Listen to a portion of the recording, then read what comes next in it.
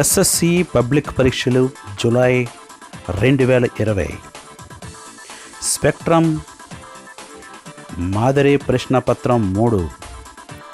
General science వక్రతలాల వద్ద కాంతి వక్రీభవనం మరియు మూలకాల ఆవర్తన పట్టిక ఈ 2 పాఠాల నుండి ఈ ప్రశ్నపత్రం తయారు చేయబడినది. సెక్షన్ 1. అన్ని ప్రశ్నలకు ఒక పదము లేదా ఏకవాక్యంలో సమాధానము. ప్రతి ప్రశ్నకు 1 మార్కు. 6 మార్కులు. 6 ప్రశ్నలు ఇంటూ 1 మార్కు = 6 మార్కులు. ప్రశ్న కటక తయారీ సూత్రం రాయండి. 1/f = NBA - 1 1/R1 - 1/R2. రెండవ ప్రశ్న ప్రధాన అక్షానికి సమాంతరంగా సాంద్రతర యానకం నుండి విరళ యానకం వైపు వెళ్తూ కుంభాకార తలాన్ని తాకే కాంతి కిరణం ఏ లంబానికి దూరంగా వెళ్తుంది, బి లంబానికి దగ్గరగా వెళ్తుంది, సి ప్రధాన అక్షానికి సమాంతరంగా వెళ్తుంది, డి పైవేవీ కావు. సమాధానం ఏ లంబానికి దూరంగా వెళ్తుంది. మూడవ ప్రశ్న క్షారలోహాల బాహ్యకక్ష్య ఎలక్ట్రాన్ విన్యాసాన్ని రాయండి. జవాబు NS1.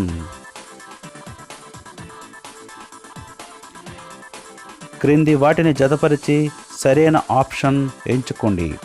ఏ గ్రూపులలో క్రింద నుండి వ్యాలెన్సీ,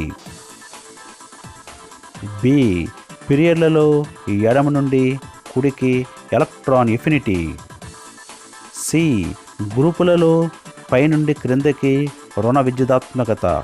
1 పెరుగును, 2 తగ్గును, 3 మారదు. Options A, B, C, D.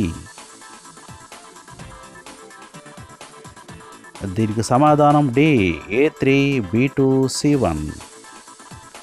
గ్రూపులలో క్రింద నుండి పైకి వ్యాలెన్సీ మారదు. పీరియడ్లలో ఎడమ నుండి పై నుండి క్రిందకి రుణ పెరుగును. క్రింది వాటిని జతపరిచి సరైన ఆప్షన్ ఎంచుకోండి. సమాధానం డి.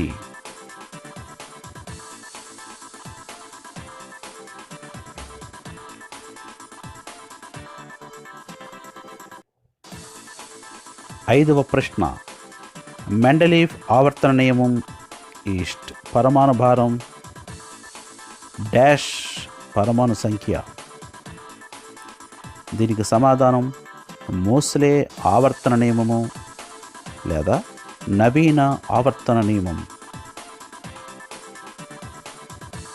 6వ ప్రశ్న నవీన ఆవర్తన పట్టిక నీకు ఎలా సహాయపడుతుందో ఒక వాక్యం రాయము. జవాబు ఏ మూలకాలు చర్యలలో చురుకుగా పాల్గొంటాయో తెలుసుకున్నట్టుకు ఈ నవీన ఆవర్తన పట్టిక సహాయపడుతుంది. సెక్షన్ 2 అన్ని ప్రశ్నలకు 1 లేదా 2 వాక్యాలలో సమాధానమిమ్ము. ప్రతి ప్రశ్నకు 2 మార్కులు. 4 ప్రశ్నలు ఇంటూ 2 మార్కులు = 8 మార్కులు. 7వ ప్రశ్న నీ స్నేహితునికి కటకము యొక్క నాభ్యంతరానికి వక్రతా వ్యాసార్థానికి మధ్య తేడాను వివరించుటకు కొన్ని ప్రశ్నలు తయారు చేయము. జవాబు 1 కుంభాకార కటక ప్రధాన అక్షానికి సమాంతరంగా పోయే కిరణాలు ఎక్కడ కేంద్రీకరించుకుంటాయి. 2 ఏ గోళానికి ఒక కటకము చెందినదో ఆ గోళ కేంద్రాన్ని ఏమంటారు. ఏ బిందువుల మధ్య దూరం నాభ్యంతరాన్ని సూచిస్తుంది.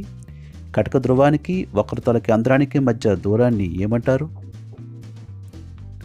8వ ప్రశ్న కుంభాకార కటకం ముందు 2F2 ఆవల వస్తువు ఉంచబడింది.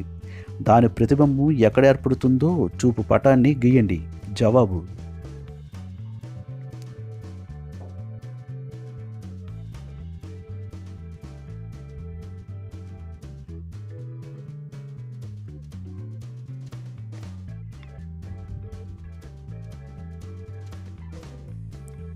9వ ప్రశ్న, ఆ మూలకాల యొక్క వ్యాలెన్సీ 1 మరియు అవి పి బ్లాక్నకు చెందినవి అయినా ఆ మూలకాలు ఏమై ఉంటాయో రెండింటినీ ఊహించి రాయండి. వాటిలో వ్యాలెన్స్ ఎలక్ట్రాన్ ఎన్ని ఉంటాయో కూడా రాయండి. జవాబు, ఆ మూలకాలు ఫ్లోరిన్ మరియు క్లోరిన్ లేదా అయోడిన్. ఎందుకంటే వ్యాలెన్సీ 1 మరియు పి బ్లాక్ చెందినవి 17 గ్రూపులో ఉంటాయి. ఆ 17 గ్రూపులో ఉన్న మూలకాలు ఫ్లోరిన్, క్లోరిన్, అయోడిన్ మొదలైనవి, బ్రోమిన్. ఆ మూలకాలన్నిటిలో కూడా వ్యాలెన్స్ ఎలక్ట్రాన్లు 7 ఉంటాయి కాబట్టి దాని వ్యాలెన్సీ 1 అయింది. 10వ ప్రశ్న, గాజు గ్లాసులో నీటిని నింపి వెనుక బాణం గుర్తు గల కాగితాన్ని ఉంచి చూసినప్పుడు నీవు పరిశీలించే అంశం ఏమిటి? జవాబు, గాజు గ్లాసులో నీటిని నింపి వెనుక బాణం గుర్తు గల కాగితం ఉంచి చూసినప్పుడు బాణం గుర్తు దిశ మారినట్టు కనిపిస్తుంది. సెక్షన్ 3, అన్ని ప్రశ్నలకు 2 లేదా 4 వాక్యంలో సమాధానము. ప్రతి ప్రశ్నకు 4 మార్కులు. 4 ప్రశ్నలంటూ 4 మార్కులు, 16 మార్కులు.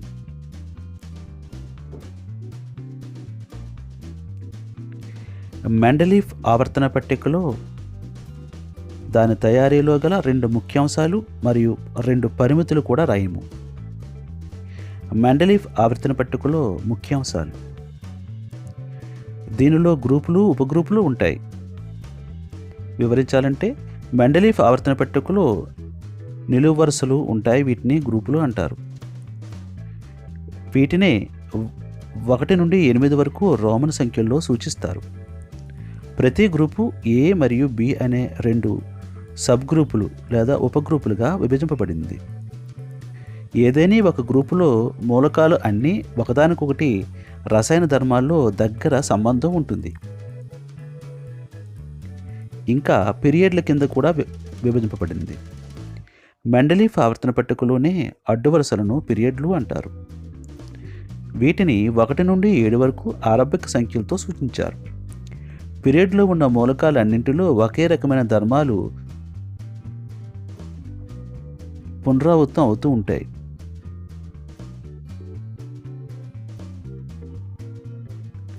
మెండలీఫ్ ఆవర్తన పట్టికలోనే కొన్ని లోపాలు, ముఖ్యంగా 2 ఉన్నాయి. 1, అసంగత మూలకాల జతలు. అధిక పరమాణు ద్రవ్యరాశి గల మూలకాలు అల్ప పరమాణు ద్రవ్యరాశి గల మూలకాల కన్నా ముందు ఉన్నాయి. ఉదాహరణకు టిఈ 127.64 దాని యొక్క పరమాణు భారము, అయోడిన్ 126.94 కన్నా ముందు చేర్చబడింది. 2వది, సారూప్యత లేని మూలకాలను కలిపి ఉంచడం. విభిన్న ధర్మాలు గల ఒకే గ్రూపులో ఉపగ్రూపు ఏ మరియు గ్రూప్ బిలో మూలకాలని ఉంచారు. 1A గ్రూపుకి చెందినటువంటి లిథియం, సోడియం, పొటాషియం వంటి లోహాలు 1B గ్రూపునికి చెందినటువంటి కాపర్, ఏయు, ఏజీ మూలకాలతో చాలా తక్కువ సారూప్యతను కలిగి ఉంటాయి. ఇలాంటి సారూప్యత లేని మూలకాలు ఒక దగ్గర ఉంచడం జరిగింది.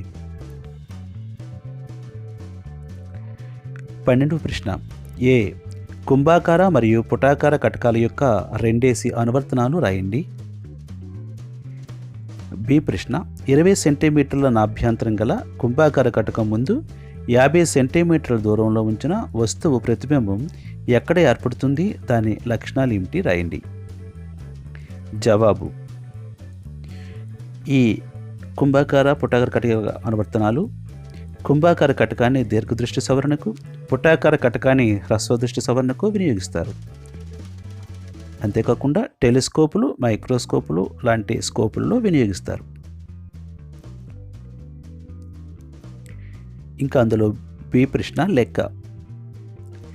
ఇచ్చినటువంటి నాభ్యంతరం 20 సెంటీమీటర్లు మరియు వస్తు దూరము 50 సెంటీమీటర్లు. సంజ్ఞా సంప్రదాయాలు అనుసరించి నాభ్యంతరం ప్లస్ గాను వస్తు దూరం మైనస్ గాను తీసుకుంటాం. మనకు తెలిసిన కటక సూత్రం 1/f = 1/v - 1/u లేదా v = fu/f + vu. వస్తు దూరం v is equal to 20 into -50/20 - 50 is equal to 20 into -50/-30. సమాధానం 33.33 సెంటీమీటర్ 33 సెంటీమీటర్లు. ప్రతిబింబ లక్షణాలు. వస్తువు కన్నా తక్కువ పరిమాణంలో తలకిందులుగా నిజ ప్రతిబింబం 33.33 సెంటీమీటర్ దూరంలో ఏర్పడుతుంది. ఇది ఒక పట్టిక. మూలకం ABCDలు, వాటి పరమాణు సంఖ్యలు Aకి 17, Bకి ఇవ్వలేదు, C 18, D 3. ఎలక్ట్రాన్ విన్యాసం Aకి 1s2 2s2 2p6 3s2 3p5. B electron విన్యాసం 1s2 2s2 2p6 3s1. C electron విన్యాసం ఇవ్వలేదు. D ఎలక్ట్రాన్ విన్యాసం 1s2 2s1. అయితే ఈ క్రింది ప్రశ్నలకు జవాబులు: 1. పై అన్ని మూలకాలు వ్యాలెన్సీలు రాయండి. 2. ప్రతి మూలకం గ్రూపు మరియు పీరియడ్లను కూడా రాయండి. 3. పై మూలకాలు ఏ బ్లాకులకు చెందినవో కూడా రాయండి. 4. ఒకే ధర్మాలు గల మూలకాలు ABCDలో ఏటేటి ఉన్నాయో కూడా రాయాలి. సమాధానాలు: ABCDలు వ్యాలెన్సీలు వరుసగా 1 1 0 1. 2. ABCD మూలకాల యొక్క గ్రూపులు వరుసగా 17 1 18 1. అలాగే ఈ ABC 3 3 3 2. మూడో ప్రశ్న సమాధానం: A, Cలు P బ్లాక్ చెంది ఉంటాయి, B, Dలు S బ్లాక్కి చెంది ఉంటాయి. 4 ప్రశ్న సమాధానం: B, Cలు.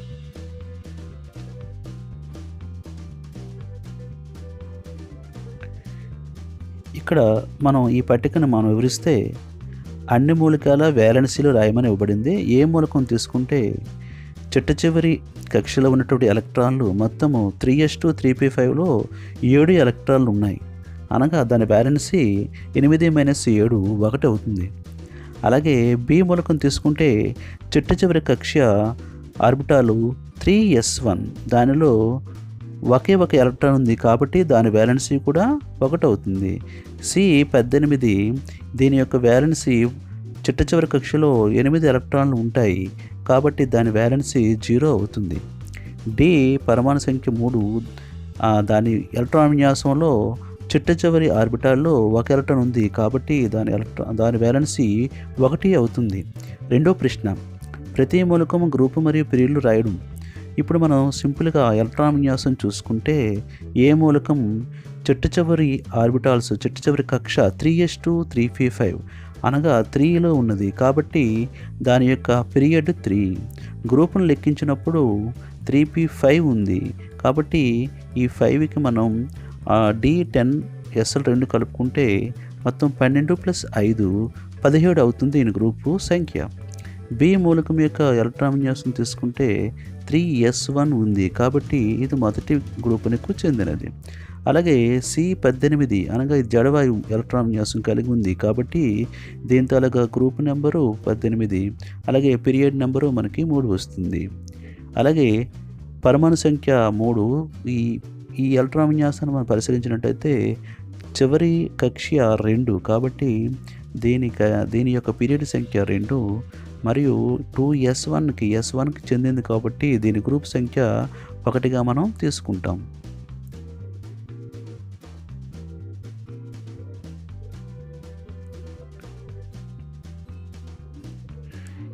ఈ పట్టికను మీరు గమనించండి. ఇది కటకాలు, కుంభాకార కటకము, పుట్టేకర కటకము. కొన్ని ప్రశ్నలు ఈ పట్టికలో ఇవ్వబడ్డాయి. ఈ పట్టికను మనం జాగ్రత్తగా గమనించి ఆలోచించుకుంటూ చేస్తే సమాధానాలు చాలా సులువుగా రాయొచ్చు. ఈ పట్టిక ఆధారంగా పట్టికలో గల ప్రశ్నలకు సమాధానాలు రాయండి. సమాధానాలు: 1 కుంభాకార కటకము 1Q, 2వ ప్రశ్న పుట్టేకర కటకము, 3వ ప్రశ్న సమాధానం తలక్రిందులు, 4వ ప్రశ్న సమాధానము నిటారు, 5వ ప్రశ్న సమాధానం నిజ, 6వ ప్రశ్న సమాధానం మిథ్య, 7వ ప్రశ్న సమాధానం సమానంగా ఉంటుంది, 8 తక్కువగా ఉంటుంది. సెక్షన్ 4. అన్ని ప్రశ్నలకు 8 లేక 10 వాక్యాల్లో సమాధానమేమో. ప్రతి ప్రశ్నకు 8 మార్కులు, అంతర్గత చాయిస్ కలదు. 2 ప్రశ్నలు ఇంటూ 8 మార్కులు 16 మార్కులు. 15వ ప్రశ్న, నవీన ఆవర్తన పట్టికలోని ముఖ్యాంశాలను వివరింపము. జవాబు: నవీన ఆవర్తన నియమం మూలకాల భౌతిక రసాయన ధర్మాలు, వాటి ఎలక్ట్రాన్ విన్యాసాల ఆవర్తన ప్రమేయాలు. ఈ నవీన ఆవర్తన పట్టిక లేదా విస్తృతావర్తన పట్టిక నిర్మాణంలో ముఖ్య అంశాలు. ఇది ఆవర్తన నియమం ప్రకారం నిర్మించబడింది. దీనిని విస్తృతావర్తన పట్టిక కూడా అంటారు. ఈ పట్టికలో 18 గ్రూపులు 7 పీరియడ్లు ఉంటాయి. గ్రూపులను 1 నుండి 8 వరకు రోమన్ సంఖ్యలో ఉపయోగించి సూచిస్తూ వాటిని ఏ, బి అక్షరాలను జోడించి చూపుతారు. గ్రూపులలో ఒకే వ్యాలెన్సీ ఎలక్ట్రాన్ విన్యాసం కలిగిన మూలకాలు ఉంటాయి. ఆవర్తన పట్టికలో పీరియడ్లను 1 నుండి 7 అంకెలతో సూచిస్తారు. పీరియడ్లలో మూలకాలను పరమాణు సంఖ్యల ఆరోహణ క్రమంలో అమర్చారు. మూలకాల యొక్క పరమాణువులు చెట్టు చివరి ఆర్బిటాల్లో ఉన్నటువంటి ఆర్బిటాల్ ఆధారంగా తీసుకుని SPDF బ్లాకులుగా విభజించారు. F బ్లాకు ఆవర్తన పట్టిక క్రింద ఉంటుంది. 7వ పీరియడ్ అసంపూర్తిగా నిండుతూ ఉంటుంది. జడవాయువుల్లో చివరి గ్రూపుల్లో ఉంటాయి.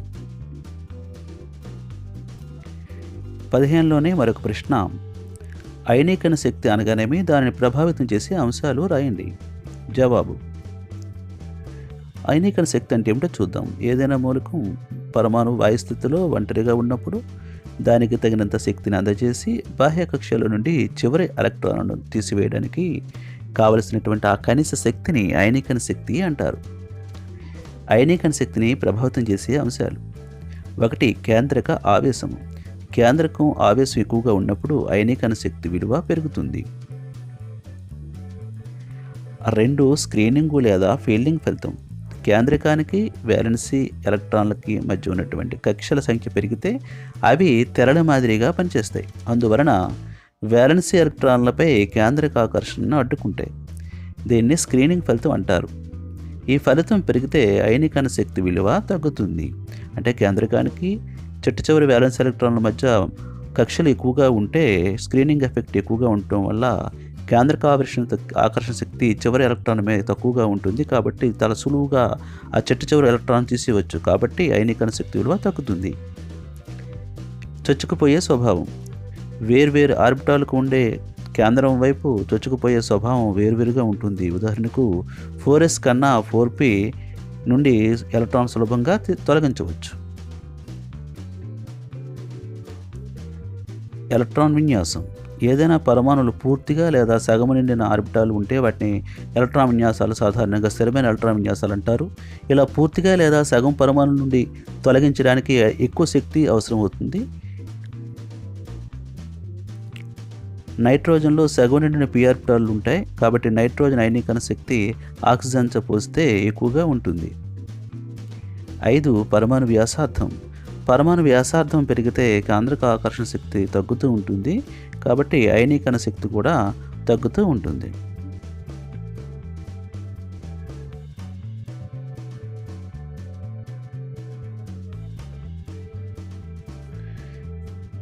పదహారవ ప్రశ్న, యానకం మారితే కుంభాకార కటక నాభ్యాంతరం మారుతుందా? నీ సమాధానాన్ని ప్రయోగపూర్వకంగా ఎలా నిరూపిస్తావు? జవాబు: యానకం మారితే కుంభాకార కటక నాభ్యాంతరం మారుతుంది. ప్రయోగము. ఉద్దేశ్యం: కుంభాకార కటకమును నీటిలో ముంచినప్పుడు దాని నాభ్యాంతరం పెరుగుతుంది. దీనికి కావలసినటువంటి పరికరాలు: నాభ్యాంతరం తెలిసిన కుంభాకార కటకము, కటకం ఉంచే రింగు, గాజు స్తూపాకార పాత్ర, నీరు మరియు నల్లని రాయి. ప్రయోగ పద్ధతి. నాభ్యాంతరము తెలిసినటువంటి కుంభాకార కటకమును తీసుకుని దాని విలువను నోట్ చేసుకోవాలి. గాజు గ్లాసు వంటి ఒక స్తూపాకార పాత్రను తీసుకోవాలి. దాని ఎత్తు కటకపు నాభ్యాంతరం ఎత్తు కంటే చాలా ఎక్కువగా, దాదాపు 4 రెట్లు ఉండేటట్లు చూడాలి. పాత్ర అడుగున నల్లటి రాయిని ఉంచాలి. రాయి పై నుండి కటకము నాభ్యాంతరం కన్నా ఎక్కువ ఎత్తు వరకు ఉండేటట్లు పాత్రలో నీరు పోయాలి.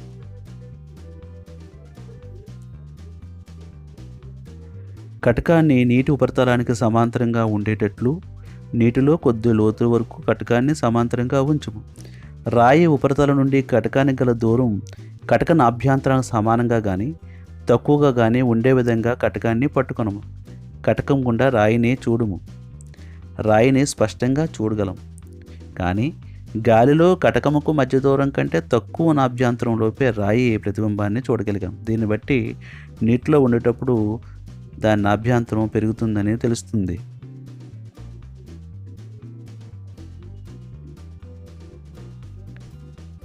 16లో మరొక ప్రశ్న. యువి పద్ధతిలో ఒక కుంభాకార కటకం యొక్క నాభ్యంతరం కనుగొనుటకు కావలసిన పరికరాలు, ప్రయోగ పద్ధతిని వివరించుము. జవాబు: ఉద్దేశ్యం కుంభాకార కటక నాభ్యంతరాన్ని కనుగొనుట.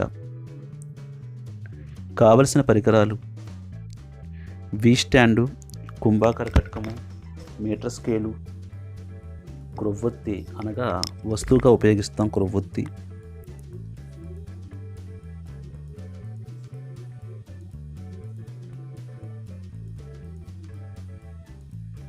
పద్ధతి కటక నాభ్యంతరం కనుగొనుట. వి స్టాండ్పై కటకాన్ని ఉంచుము. కటకమునకు చాలా దూరంగా ఒక ప్రధాన అక్షంపై వెలుగుతున్న కొవ్వొత్తిని ఉంచుము. కటకమునకు రెండో వైపున క్రొవ్వొత్తి ప్రతిబింబను పట్టుటకు ఒక తెరను ఏర్పాటు చేయము. ఇప్పుడు 60 సెంటీమీటర్ల దూరం యూలో క్రొవ్వొత్తిని ప్రధాన అక్షంపై ఉంచాలి. కటకానికి మరోవైపు తెరపై స్పష్టమైన ప్రతిబింబాన్ని ఏర్పరిచే స్థానంలో తెరని ఉంచాలి. ఇప్పుడు ప్రతిబింబ దూరం వీను లెక్కించాలి. కటకము నుండి తెరకు మధ్య దూరాన్ని ప్రతిబింబ దూరం వి అంటాము. వస్తువునకు కటకమునకు 50 సెంటీమీటర్లు, 40 సెంటీమీటర్లు, 30 సెంటీమీటర్లు మొదలగు దూరాల్లో ఉంచుతూ ప్రతిబింబ దూరము వీను లెక్క కట్టాలి. క్రింది ఇచ్చిన పట్టికలో యు మరియు వి విలువలను నమోదు చేసి ఎఫ్ విలువను లెక్కించాలి. పట్టిక నుండి ఎఫ్ =uv/u+vను ఉపయోగించి ఇచ్చిన కటకం యొక్క నాభ్యంతరం కనుగొనవచ్చు.